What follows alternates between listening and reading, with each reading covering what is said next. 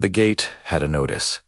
A neighbor left by noon, and then they came 5 teenagers, with laughter like knives. They hung my daughter on the old oak and walked away. I had one choice: get there fast enough to save her. What I did next and just free her. It exposed everything they'd been hiding. You remember a sound that stops your whole world? It isn't thunder or gunfire. It's the rattle of an old screen door when nobody should be at the back steps. The one you notice a half-second before your life rearranges itself. That morning began ordinary coffee steaming, the smell of wet earth seeping into the house, the way Virginia light leans gold across the field.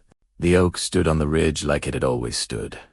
Broad trunk, arms spreading, a scar where a tire swing had once hung. My wife had traced initials into that bark 2 decades ago. Every year, the tree grew around something of us. A white paper was tacked to the gate. Sterling Meadows, HOA. Fine.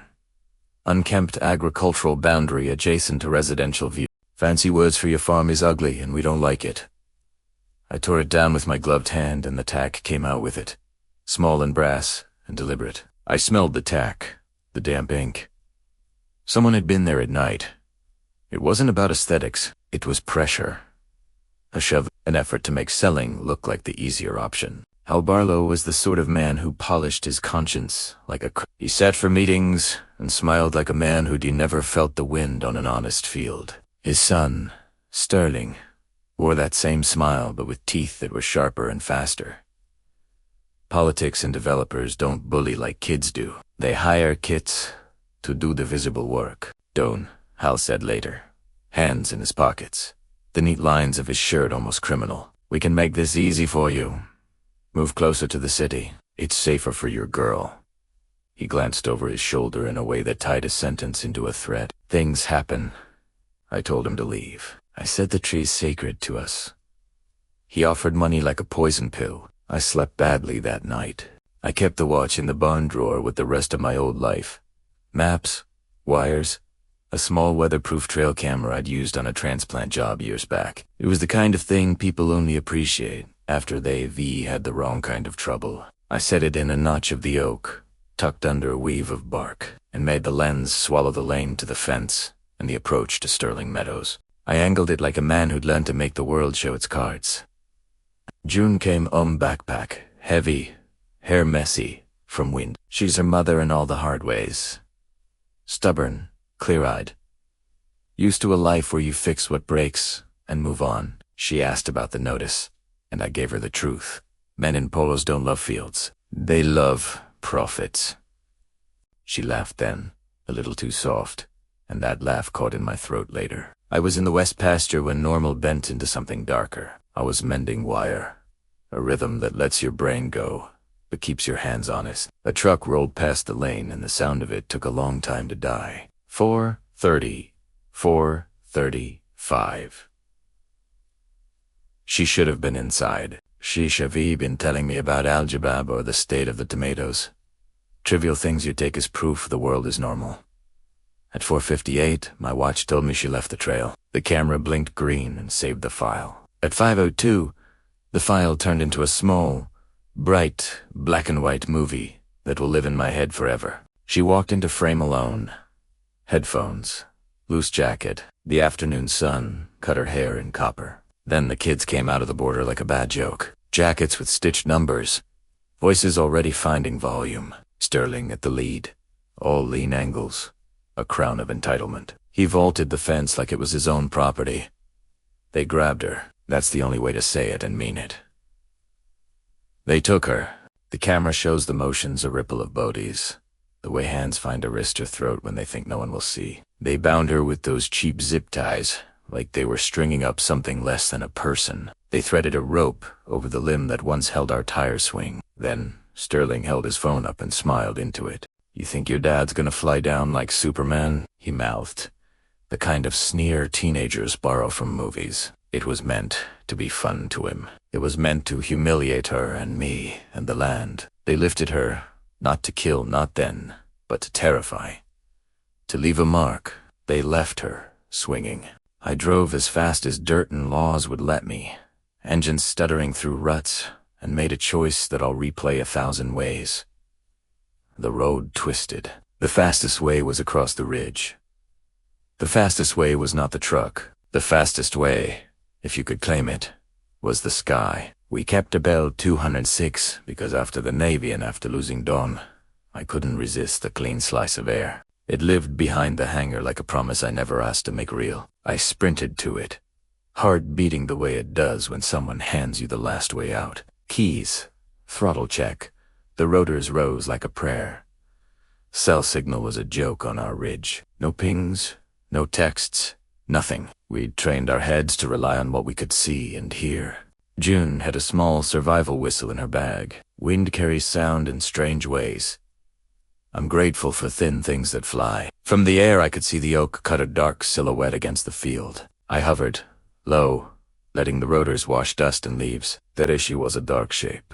A ragged rope, a small body wrapped in jackets and hair. The rotor wash made her skirt lift like a flag. 47 seconds. I tell myself now, because I counted, and because the world compresses around numbers when you need them to be exact. I slid down the skid, boots finding the ground. My hands moved with training, that part memory and part muscle. A life spent making decisions before there was time to feel. I cut the rope. I lowered her like I lowered a living thing through a net. Her eyes found mine, small and raw and sharp in a way that broke me and steadied me at once. "Dad," she said. A single word, thick as iron. She was shaking, not with cold but with the aftershock of being taken. She held her hands like a collection of broken instruments. The zip ties scarred her wrists. Her breathing was raw but structured, a technique. I taught her because fear is a thing you can keep out of your lungs if you learn to breathe past it. She didn't cry. Then she just leaned into me like you lean on something solid when the world goes thin. I held her until the rotor noise bloomed and died and we were alone on the ridge again. I could have stormed the beige houses with a shotgun and a roar. I could have become the thing the bar stools in town workshopped about. But I wanted more than a punishment in the dark. I wanted justice in the light. The trail camera had done its job. The footage was a blade of truth. Clear faces, timestamps, Sterling's laugh. I flew the footage to the sheriff's office within the hour, and then to neighbors. To anyone who would look. We have friends who still believe in documents, and in cells, in courtrooms where light shows up in the form of testimony. We have otas, like Finley, who rides the North Pasture on a horse with a blind eye for nonsense. We need it in person. He found them scattered in their manicured yards, talking fast, faces pale for the first time. Hal Barlow called me 100 ways after that damage control. Threats smeared in politeness, lawyers with cold words. We let the law speak, while the community looked at the film. Sterling and his friends had filmed their own cruelty. Platforms that feed on attention can also burn those who feed them. A handful posted clips. One of them was the clip Sterling shot. The same smug face, the same mouth that joked about Superman. You cannot undo the way a clip travels now. That hour became a wall of witnesses. The sheriff, his deputy, who had once taken a favor from Hal, had to take a new oath. What is on film speaks in a way that whispers cannot counter. The district attorney took the footage and put a file number on it. Arrests were made. The boys were young, their parents were not.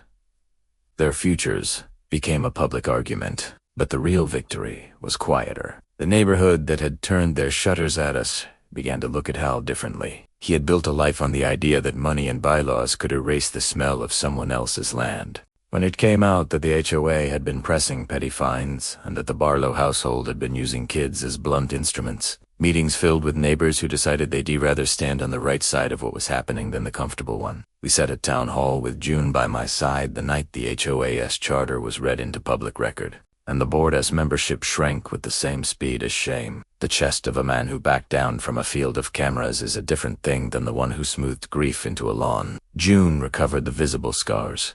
The zip tie marks that would fade. To deeper ones, the knowledge that the world could bend like that took longer. We talked until the words were not jagged. We planted a new sapling beside the old oak, not to replace anything, but to show growth.